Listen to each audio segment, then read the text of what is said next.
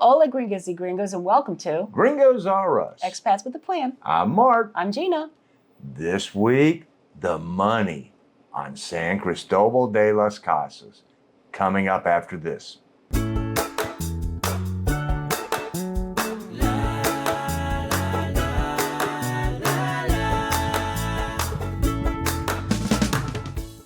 And welcome back.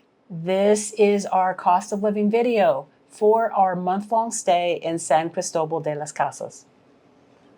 One we do for every stay, and we didn't quite know how this one was going to turn out because it was sort of we got there, we didn't really go a whole lot of places. We just sort of became the old folks rocking on the front porch. That's basically it. And once we're done talking about the money, we're going to give you a little overview of our feelings about this location and if it's going to make the cut. In all of our videos, I do try to stress that my goal has always been to try to keep our cost of living at less than $3,000 a month USD. And the reason really is because, you know, at one point, we're both going to be living probably on Social Security, and that should keep us in a safe buffered zone. Yep. Also, during our stay, while we were there, the exchange rate was hovering around 18 pesos per US dollar. So the first thing that comes up is going to be our accommodations. Cannot complain at all. No, this location was ideal for us.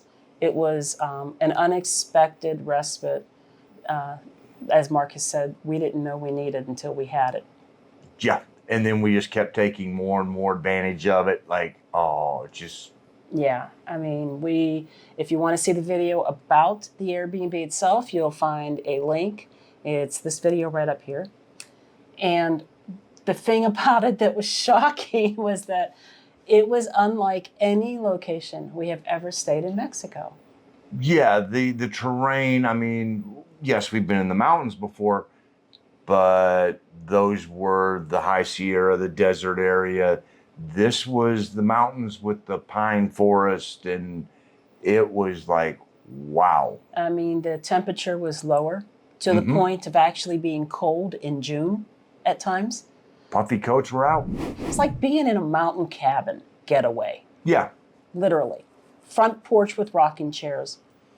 Totally dug that. I mean, it was a nice gated community, so we were very safe. We had a nice place to put the car. We could just really chill. I mean, that's what we did. Yeah. So you're going to find we didn't spend a whole lot of money and a whole lot of time doing a whole lot of things around San Cristobal de las Casas because we spent a lot of time enjoying the front porch. But the Airbnb for this particular stay did cost us 41,238 pesos or 2,291 US dollars. That, frankly, is pretty high for this region, and we're aware of that.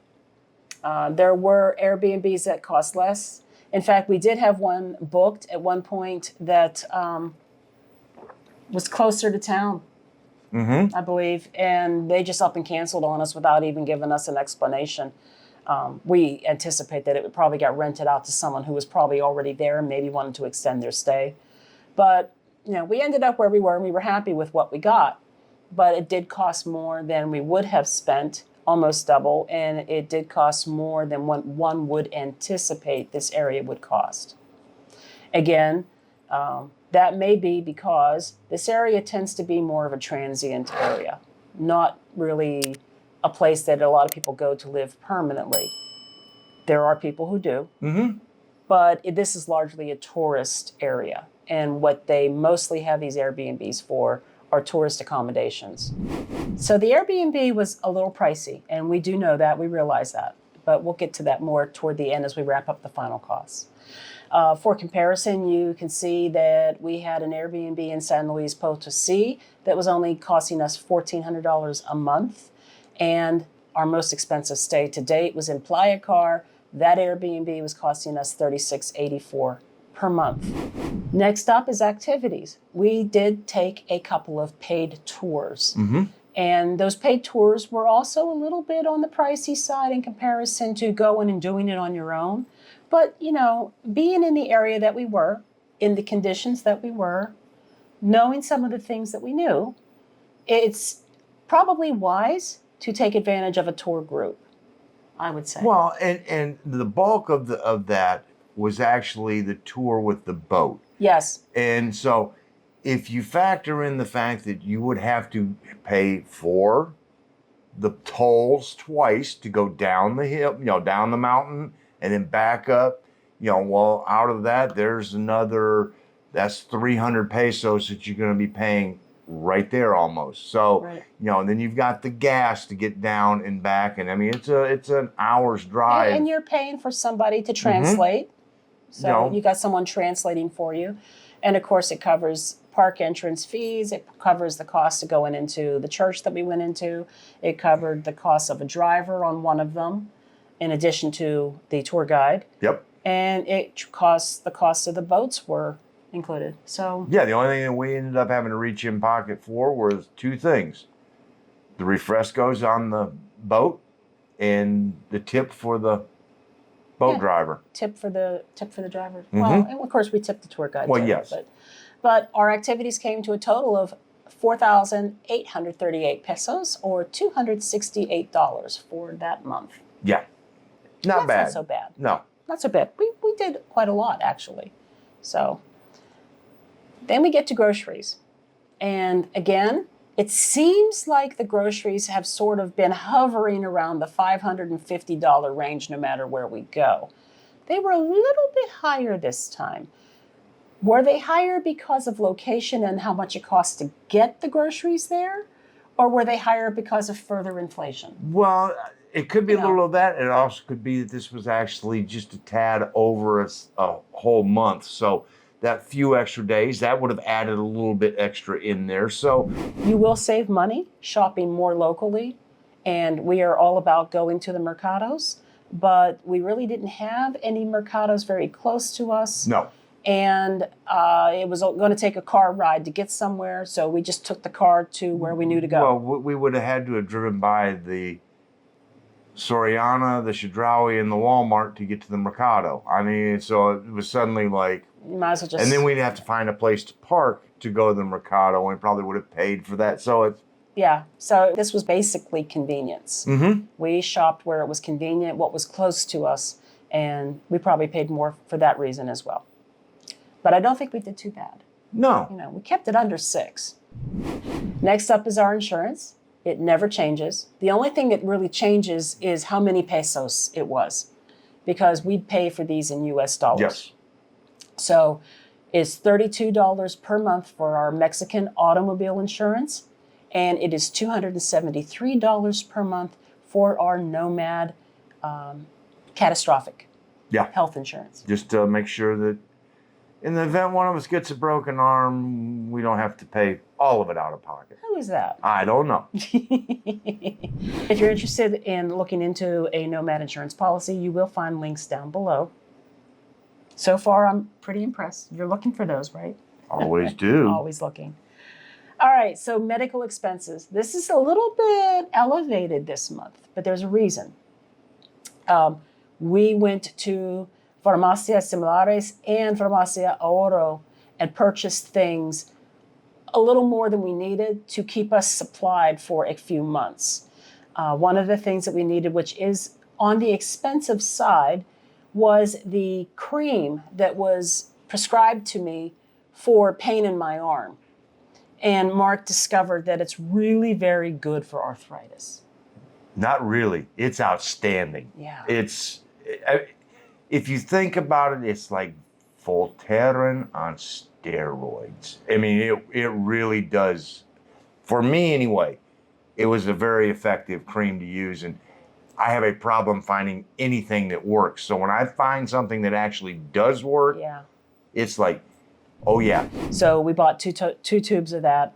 I think that ran us about 30, equivalent of $20 a tube. Somewhere right in that ballpark. Something like that. And these were smaller tubes even than the one that I had for my arm. And then I bought 2 things of multivitamins, which in of itself are difficult to find throughout Mexico anyway. And I found some Centrum, which was basically buy one, get one half off at Ahorro. Ahorro, see. And then we stocked up on all our regular maintenance meds. Yep. Both of us did. So we spent 3,156 pesos in medications, and that was 175 US dollars. But we don't always buy medications every single month. No, I mean it was enough that she actually went back and found us a box to start putting all of the Yeah. the meds that we were buying at Similares. She was just like, boom. And that again, I may go to Similares and say I need a bottle or 2 bottles to get me through a month. And then they'll have some special going on where it's 3 for the price of 2 or 4 for the price of 2. And I'm like, okay, sure. So yeah, just take advantage of the sale. If you're going to give me a sale, Yeah. we're going to hit it. So 175 is not what we spend every month, but it was what we spent this month. All right, personal services. We had none. No massages, no haircuts, no haircuts, no nails. no, none of those things. So boom, done with that. Well, I did get a haircut, but that was courtesy of... I gave him a haircut. All right, we did go out to eat. We tried to go out to a really super nice restaurant, and we tried a couple of local areas for lunches. I would say overall, all the food we tried was very delicious. And we had chicken from a rosticeria. That's 4 different meals that we had there. That was the pollo stand that was across from the Similares. While she was finishing up in there, I ran across and got us a bird. And then that was Mercado de Carne, and then the buffet. Ricon, and then the one that we had the elevated look down on the street. Is it called Turulitas or something like that? Something like that. And so that's 4 different meals, and one of them was very high end, which accounted for more than 50% of that. So yeah, it was. Yeah, that's true. Half of that was one really nice restaurant. So that was 2,575 pesos or 143 US dollars. And I think it's pretty good. I think so. Then next up, we have our transportation costs. This is toll roads, parking, and gasoline. And if we had a cab or a bus ride or something like that. 1,328 pesos or 74 US dollars, most of which was gasoline. Well, yeah, and a lot of that is because when we left Tuxtla to go to San Cristobal, we decided that we were going to do it in 2 trips. So that was literally, an hour up the mountain and then an hour back down the mountain, load the car up, then another hour back up the mountain. And it's a steep grade. So yeah, that took some gas, and then that means we paid the toll 3 times. So true. Utilities. This one's a little weird. Normally, this is going to also include our AT&T bill, but our stay landed in such a way that we didn't have a bill to pay. The AT&T bill didn't hit us until we got to Huatuco, so I didn't include it. It would usually be about 143 US dollars. But in this case, it was a 200 peso recharge on my Telcel, and that was 11 US dollars. Okay, so here we go. What does it never include? It never includes his cigars. It doesn't include streaming services, gifts that we buy for people, any of our mail forwarding expenses, or any subscriptions we have, be it entertainment or for this channel. So, what does it include? Our accommodations, our activities, groceries, insurance, medical services, personal services, restaurants, transportation, and utilities. That's pretty much the same lineup in just about every place we've been. And our grand total. 69,494 pesos. Which is?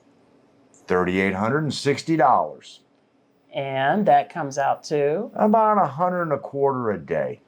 Now, I'm happy about that for the most part. Remember, these are Airbnb prices. Oh, yeah. Airbnb. And I always want to keep it less than $3,000. We're really not horribly, horribly, horribly far from that. Not when you consider the elevation in pricing for Airbnb. No, we did not miss it by a whole lot. So what if it was rent? Now, rent in San Cristobal de las Casas in general is pretty inexpensive for people like us. Yeah. Not for locals. Keep that caveat in there.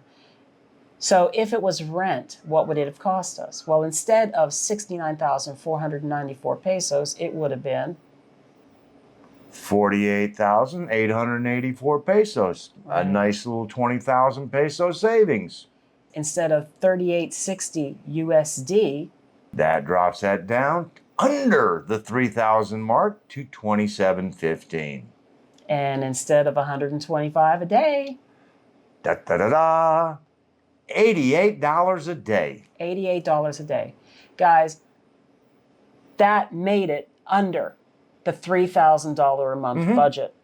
San Cristobal de las Casas is a very affordable place to live. And so if we go back over the least expensive and most expensive places that we stayed, San Luis Potosí is still hanging in there at the least expensive. And Playa Car is still hanging in there at the most expensive. San Cristobal is not that far away from the least expensive. But will it make the cut? I know my take on that. You know, would it be a place that I could go and spend another month and totally recharge the batteries in a skinny minute? I would rent that Airbnb again. Yep. Especially without all of the extra stuff that we, normally travel with. If it was an opportunity just to drive down with a couple of suitcases and spend a month in that place, no problem whatsoever. But we also never left the property. Not really. I mean, we did, but very rarely. And part of the reason we didn't leave the property is because, and I hate to say this about a location, especially one that's a Pueblo Mágico that gets a lot of tourism. That region has a lot of social unrest. It has a history of it. There has been a history of Zapatistas taking action when there's an issue, and they don't just take action, they'll cause road blockades. In fact, not long after we left, they blocked the toll road. I mean, this happens, and it happens regularly enough that you question whether you're safe or not. And Well, and the effort for total disclosure, we didn't really find that out during the first 4 weeks we were there. We were just recharging the batteries and sitting Yeah. on the front porch. yeah, That, once a week we'd go out and make our grocery run, and then it would be, well, you want to go to Centro? Yeah.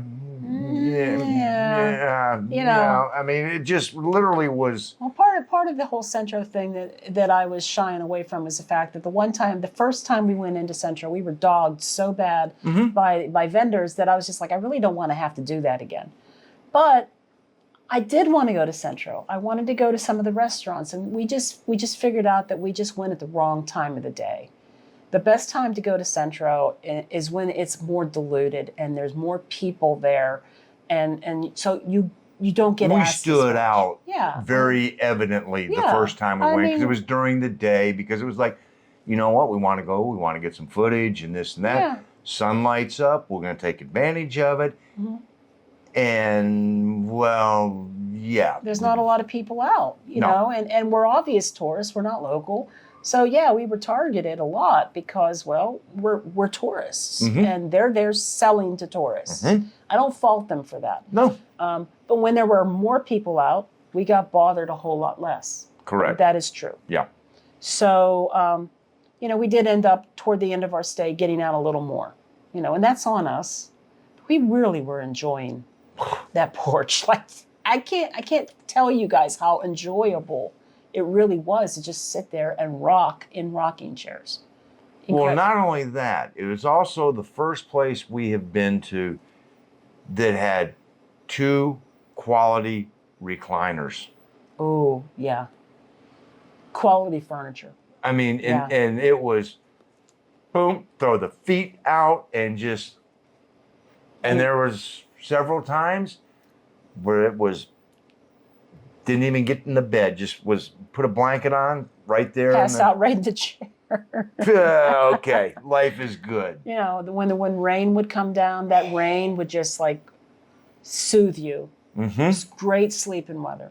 But the area itself, as I was saying, it has a long history of social unrest. Just look it up online. Just type in San Cristobal de las Casas and you'll find out stuff about the Zapatistas. You'll find out things about the Chamula cartel. You'll find out about, it's a very poor state. Yes. It's a very poor state.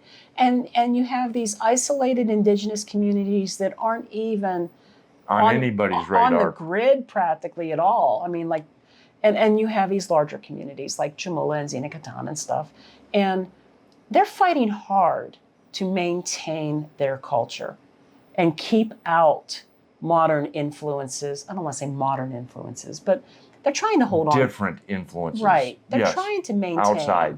their heritage and their culture, and who can fault them for that? And the thing that started to clue us in was we actually went to Walmart, and we've been, this is my third, fourth time we've been to the Walmart.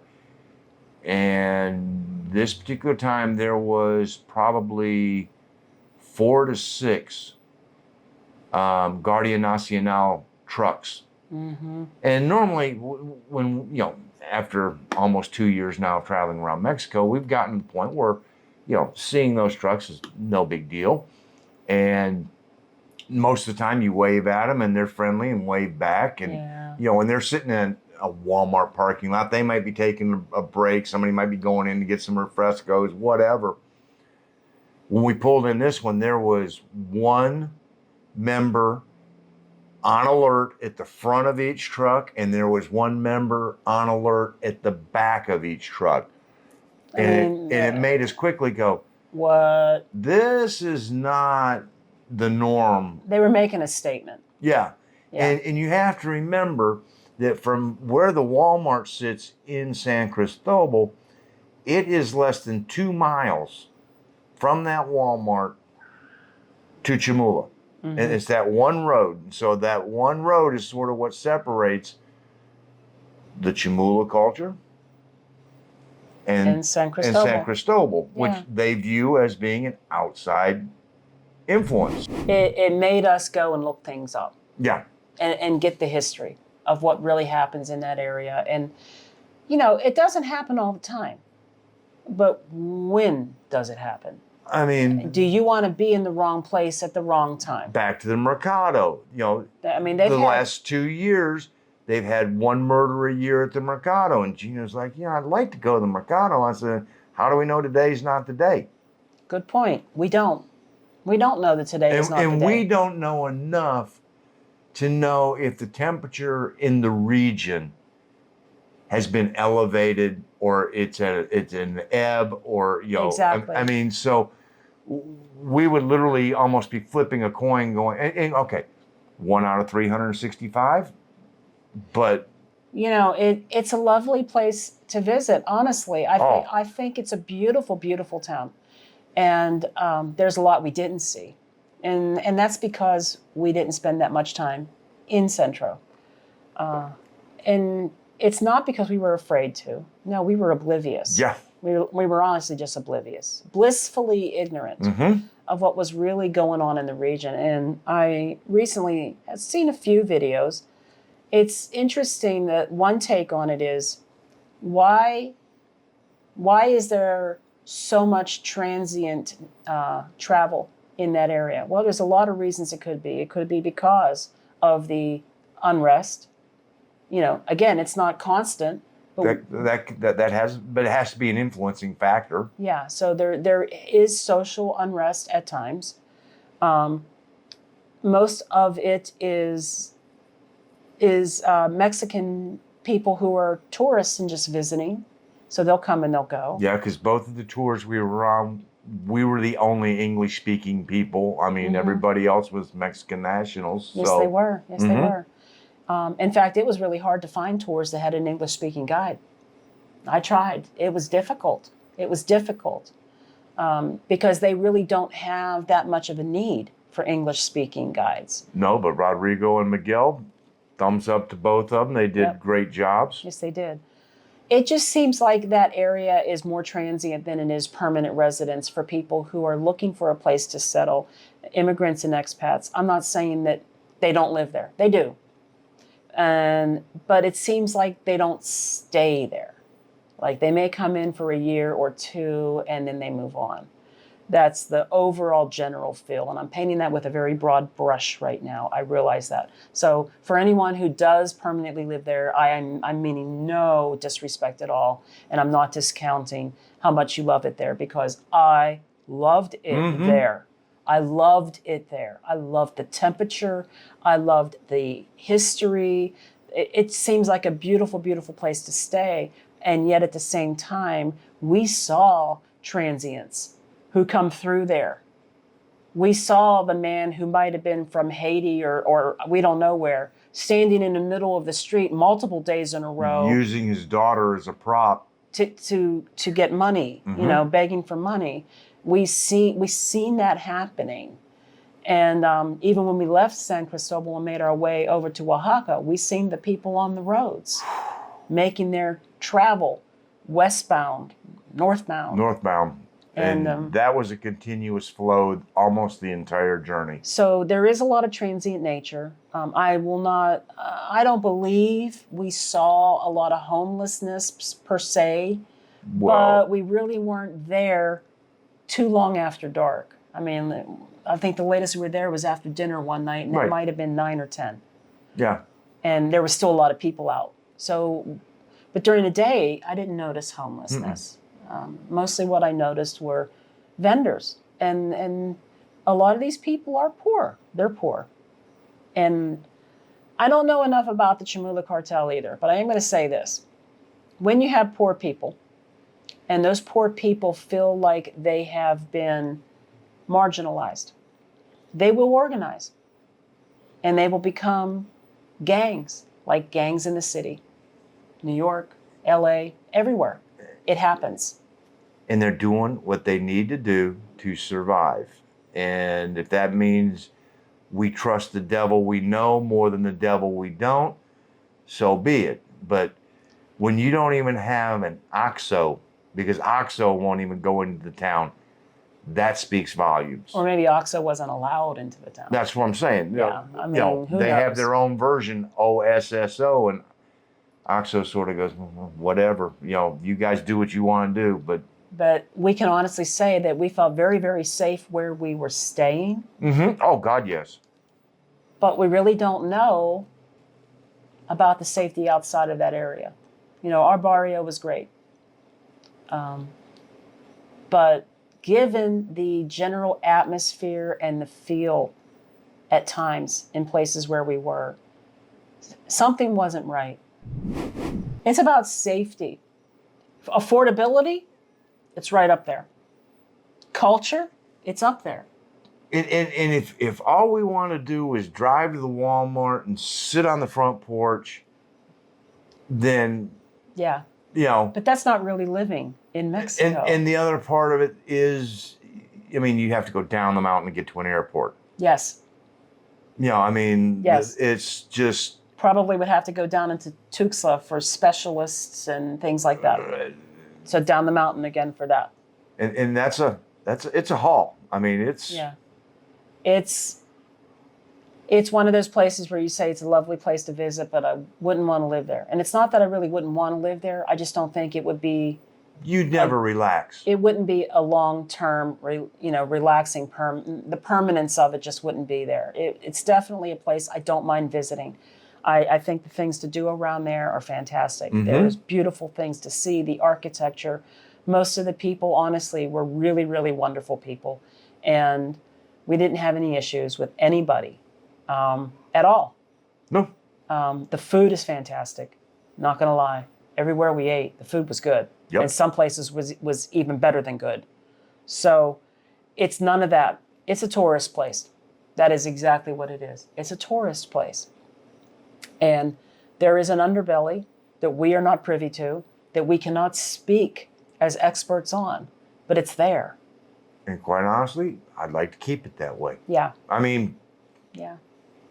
Yeah. that was one of those where, okay, yeah, we don't know what's going on. And when we left, we still really didn't know what was going on. And it was fine. We enjoyed the 5 weeks that we were there. Yeah. So when people do videos and they say, oh, yeah, I felt safe and I could walk around at any time of the night and day and blah, blah, blah. Well, yeah, we felt very safe where we were.